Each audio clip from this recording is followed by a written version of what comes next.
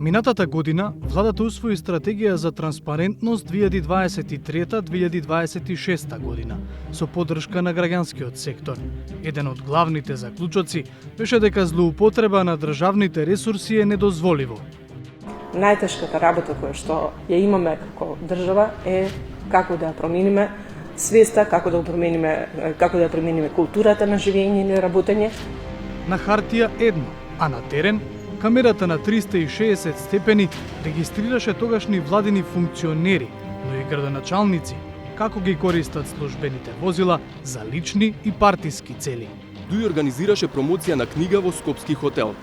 Таму со службени возила дојдоа министерот за образование Јетон Шакири, струшкиот градоначалник Рамис Мерко, председателот на собранието Талат Џафери, првиот вице-премиер Артан Груби, како и министерот за финансии Фатмир Бесими. Во неколку наврати, тогашната министерка за добро владење изрече опомени согласно етичкиот кодекс на владата, но ништо не се смени. А голем дел од институциите ја игнорираа врската да ги пријават сите службени возила пред Државната комисија за спречување на корупцијата. Тогашните антикорупционери предложија нов механизам. Дадовме препорака регистрациите на службените возила да бидат обележени во една боја, например, нека бидат црвени. Идејата тогаш не помина, но ја презеде новата влада. До каде е?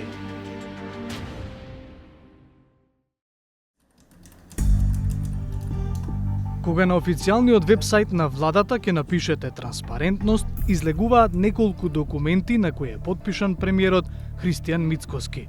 Меѓу другото, во владината програма 2024-2028 пишува: Во соработка со Државната комисија за спречување на корупцијата и Државниот завод за ревизија, а користејќи ги најдобрите европски практики, ќе се изготви анализа на ризик факторите за злоупотреби и корупција во државните институции.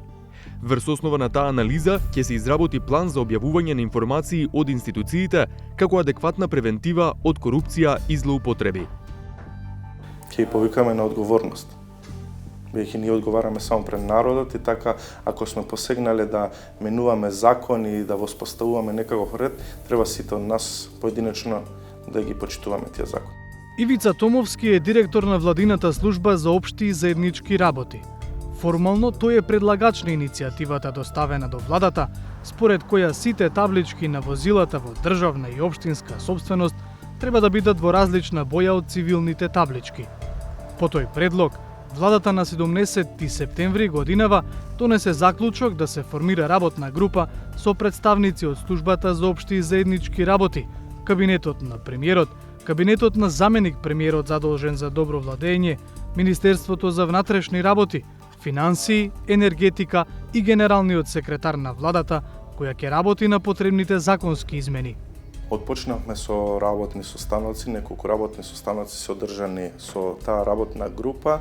Практично со овие измени треба се направат две законски измени, тоа е законот за возила и законот за ствари во државна и ствари во општинска собственост.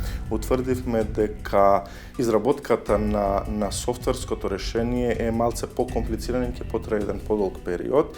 Ради тие причини ги одвоивме двата процеси, односно почнавме со правилник да воведеме специјални таблици, односно таблици во боја, кој што правилник веќе е готов. Правилникот за кој зборува Томовски ќе се најде на владина седница на 10 декември. Доколку биде прифатен, следната фаза е подпис од министерот Панче Тошковски. Потоа, проценките на службата за општи и заеднички работи говорат дека ќе бидат потребни најмногу 4 месеци за да се нарачаат и изработат новите таблички. Буквите и бројките на табличките ќе бидат жолти, испишани на црвена позадина. Во координација со сите членови од работната група утврдивме да идеме со позадина на црвена боја и букви и бројки со жолта боја. Зашто одлучивме таа боја? Таа боја одлучивме бидејќи таа е некако помаркантна боја и нема да може да се одбегнува од јавноста, така да сметам дека и бојата е соодветна. Како знамето? Како знамето, така. А целата поента е јавноста да биде надзор. Каде, кога и зашто се возат службени возила. Сакаме да отвориме телефонски линии и мејл, каде што граѓаните практично ќе можат да да пријавуваат злоупотреба на тие возила и да се даде некаква насока на сите оние институции каде што ќе се затекне злоупотреба на возилата да постапат соодветно, дали тоа ќе биде дисциплинска постапка или ред други работи кои што произлегуваат од прекршување, односно злоупотреба, и на тој начин да со законски измени може да се утврди и некаква казна за злоупотребата. Додека правилникот за воведување на таблички во различна боја и речиси завршена работа, ќе биде потребно повеќе време за втората компонента за контрола на државните возила – регистарот на возилата. Тој во моментов е во базата на податоци на Министерството за внатрешни работи, во која се запишани и службените и возилата на физичките лица. Со новиот софтвер, базата за службени возила ќе се префрли во рацете на службата за општи и заеднички работи. Обид да направи регистар на службени возила имаше и Државната комисија за спречување на корупцијата. Во 2019 година се воведе обврска сите јавни институции да ги пријават возилата со кои располагаат. Министерството за надворешни работи, Министерството за животна средина, Агенцијата за национална безбедност се само дел од позвучните институции кои немаат пријавено возила во регистарот на антикорупцијска. Бидејќи тој регистар не ги исполни целосно очекувањата, го прашавме Томовски. Дали ќе се воведат казни за тие што нема да го почитуваат новиот регистар на службата за општи и заеднички работи? Тоа е добра идеја, реално со измените на тие два клучни закони можеби треба тоа да се размислува сериозно и да се вметне некаков член, тоа најдобро правниците знаат како да се тоа изрегулира. Вице-премиерот задолжен за добро владење, Арбен Фетај, е свесен за делумниот успех на регистарот на Државната комисија за спречување на корупцијата. Токму затоа, вели, тој се преместува во рацете на службата за општи и заеднички работи, за да се избегне можноста од злоупотреби. Këtë regjistër, ne kur filluam si qeverisje e re, nuk ekzistonte një regjistër I tillë dhe e dim se ka patur edhe abuzime, përfshirë edhe kjo, domethënë çështja e mosdeklarimit të veturave zyrtare.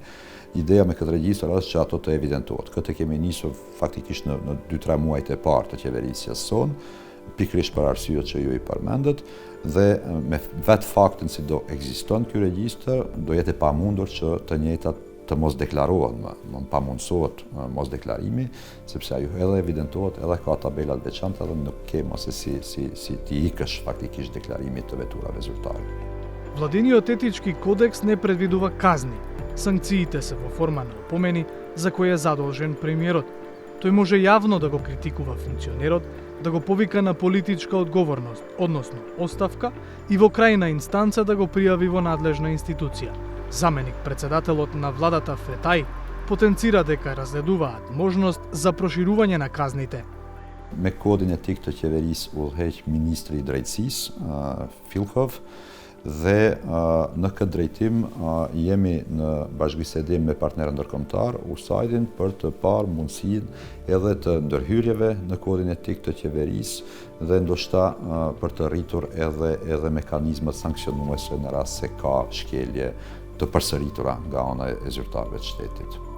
Регистарските таблички со различна боја беа едно од првите поголеми ветувања на планот за транспарентноста, отчетноста и рационалност на трошењето на државните ресурси на новата влада.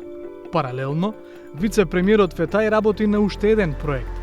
Прави владин регистар за целиот имот со кој располага државата од изградени објекти до земјишта. До каде се? Ќе ги провериме за неколку месеци.